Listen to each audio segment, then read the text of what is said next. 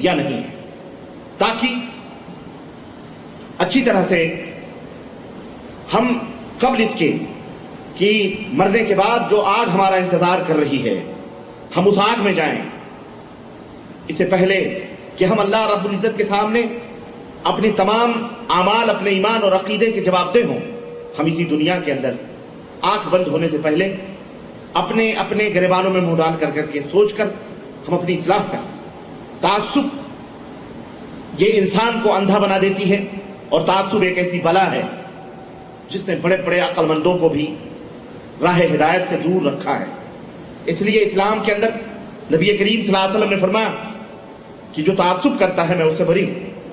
تعصب کرنے والے کا ہرگز ہرگز کوئی تعلق اسلام سے نہیں، چاہے وہ خاندانی تعصب ہو، ملکی تعصب ہو، لسانی تعصب ہو، یا رنگ و نسل کا تعصب ہو، یا وطن اور شہر اور گاؤں کا تعصب ہو، یا ملک و وطن کا تعصب ہو، یا مذہبی تعصب ہو، ہرگز ہرگز اسلام کے اندر اس کی کوئی جگہ نہیں ہے۔ اسلام اس سے اپنے ماننے والوں کو روکتا ہے۔ میرے بھائیوں، آپ کو معلوم ہونا چاہیے کہ حنفی مذہب ایک عظیم الشان مذہب جو پوری دنیا کے اندر بھی ہے، بالخصوص بر صغیر ہند و پاک کے اندر ایک کثیر طبقہ حنفی مذہب سے جڑا ہوا ہے۔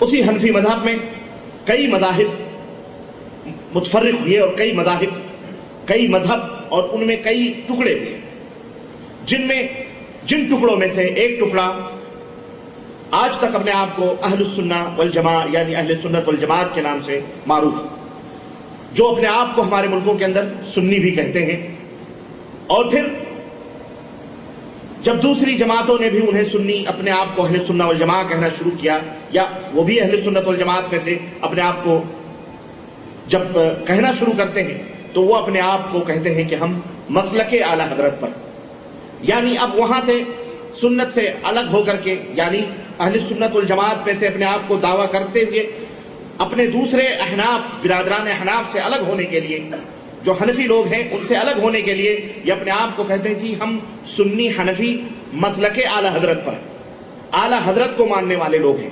اعلی حضرت یہ وہی شخصیت ہے جن کو میں نے بتلایا کہ جن کا نام احمد رضا خان ہے، اور یہ بریلی جو صوبہ اتر پردیش ہندوستان کا ایک بڑا ہی کثیر الآبادی، یوں سمجھئے کہ مردم خیز صوبہ ہے اتر پردیش، جس کو ہم یو پی بھی کہتے ہیں، اس میں اسی صوبے کا ایک شہر ہے یو پی، اور اس یو پی میں ہی ایک شہر ہے جس کا نام ہے بریلی۔ یہ احمد رضا خان صاحب اسی شہر بریلی کے اندر پیدا ہوئے۔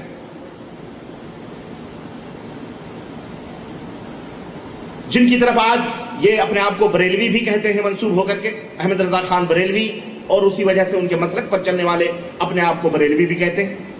احناف کے ایک گروپ کو بریلوی بھی کہا جاتا ہے، انہی میں سے ایک گروپ دیوبندی بھی ہے، اسی میں سے ایک گروپ ہمارے ہندوستان پاکستان میں توحیدی بھی ہیں، اور بھی مختلف اس کے گروپ ہیں جو احناف کے ہمارے ہندوستان میں پائے جاتے ہیں۔ اس فرقہ بریلویت کے جو مؤسس اور بانی ہیں، اس کے جو فاؤنڈر ہیں، یہ جیسا کہ میں نے بتایا کہ اس دور کے علمی گھرانے میں پیدا ہوئے۔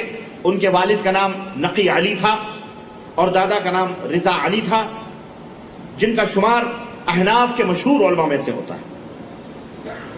ان کی پیدائش احمد رضا خان صاحب، جن کو اعلی حضرت کہا جاتا ہے اور جن کا تذکرہ یا جن کی باتیں سننے کے لیے آپ یہاں حاضر ہوئے ہیں، ان کی پیدائش 14 جون، اور آج کون سا جون ہے؟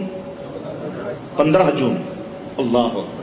یہ عجیب و غریب، یوں سمجھئے کہ اتفاقی طور پر یہ عجیب و غریب یعنی مسئلہ آ رہا ہے کہ 15 جون کو ملفوظات اعلی حضرت آپ سن رہے ہیں، گویا ان کے پیدا ہونے کے بعد ہی تو ان کی زبانیں چلیں گی، تو ایک دن پیدائش کا رکھ لیں، اور یہ سمجھئے 15 جون کو آپ ان کی 15 جون سن 1865 کے اندر ان کی پیدائش ہوئی۔ ان کا نام ویسے محمد رکھا گیا، والدہ نے ان کا نام امن میاں رکھا، اور والد نے ان کا نام احمد میاں رکھا، اور دادا نے ان کا نام احمد رضا رکھا۔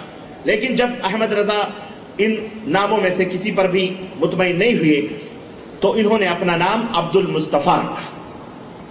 نہ انہوں نے احمد پسند کیا، نہ محمد پسند کیا، نہ امن میاں، بلکہ نہ دادا کا نام احمد رضا، بلکہ انہوں نے اپنا نام کیا رکھا؟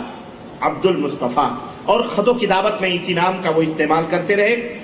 اور ان کا رنگ نہایت ہی سیاہ تھا، کالا تھا. ان کے مخالفین اکثر ان کے چہروں کی سیاہی کا تانا دیا کرتے تھے، اور ان کے خلاف لکھی جانے والی ایک کتاب کا نام ہی انہی کے اس پر ہے کہ الطین اللازب علی الاسود الکاذب، یعنی کالے جھوٹے کے چہرے پر چپک جانے والی مٹی. اور اس کتاب کو لکھنے والے جناب مرتضی حسن دیوبندی ہیں، حنفی ہیں. انہوں نے ان کے خلاف یہ کتاب لکھی ہے. بہرحال ہمیں اس سے غرض نہیں کہ ان کا رنگ کیا تھا، ان کا وہ کیا تھا. المہم ایک معرفت کے لیے، جانکاری کے لیے ان کی شخصیت کے بارے میں نے ایک خاکہ آپ کی خدمت میں رکھا ہے. ان کا جسم نہایت ہی کمزور تھا، اور گردے کی بیماریوں میں اکثر وہ گردے کی بیماریاں ان کو اکثر و بیشتر تھیں، اور دوسری کمزور کرنے والی بیماریاں بھی ان میں بھی وہ ملوث تھے. کمر کی درد کا ان کو شکار، ہمیشہ کمر کی درد کی شکایت رہتی تھی. سر میں درد اور بخار کی شکایت بھی عام طور پر ان کو ہمیشہ رہا کرتی تھی. ان کی دائیں آنکھ میں تھوڑا سا نقص تھا. ان کی جو دائیں آنکھ تھی، تھوڑا سا اس کے اندر کیا تھا؟ نقص تھا. اس میں تکلیف رہتی تھی، اور وہ برابر اس کے اندر پانی اتر آنے کی وجہ سے ان کی یہ آنکھ بے نور ہو گئی تھی. یعنی اس کے اندر داہنی آنکھ کی روشنی کیا ہو گئی تھی؟ ختم ہو گئی تھی. اور ایک طویل مدت تک اس کا علاج کراتے رہے، مگر وہ آنکھ ٹھیک نہیں ہو سکی. اور چنانچہ ایک مرتبہ ان کے سامنے کھانا رکھا گیا. انہوں نے سالن کھا لیا، مگر چپاتیوں کو ہاتھ بھی نہیں لگایا. تو ان کی بیوی نے کہا کہ یہ کیا بات ہوئی کہ آپ نے خالی سالن شوربے کھا لیے اور آپ نے چپاتی کو چھوا تک